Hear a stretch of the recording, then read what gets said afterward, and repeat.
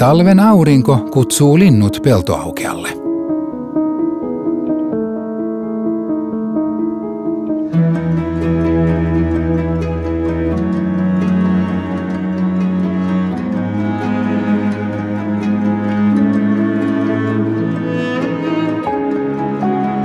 Afrikasta Hollannin kautta nurmijärveläiselle tilalle kotiutunut strutsi ei pakkasta hätkähdä.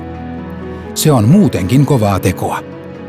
Edes leijonan ei kannata aliarvioida jättimäisillä kynsillä varustettujen jalkojen potkuja. Voimakkaat lihakset kiihdyttävät strutsin useimpia autoja nopeammin jopa 70 kilometrin tuntivauhtiin. Johtajauroksen tunnistaa itsevarmasti kohotetusta pyrstöstä. Luonnossa alfakoiraan ja naaraan munat saavat yhteispesässä parhaan paikan keskellä, kun alempiarvoisten munat jäävät reunalle.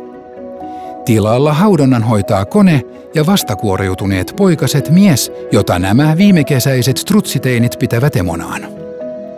Pieni osa munista päätyy parempiin suihin.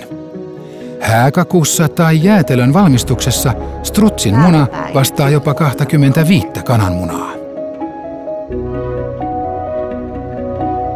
Ketolan strutsitila ja muut Suomen maatilamatkailukohteet löytyvät sieltä, mistä löytyy kaikki. 0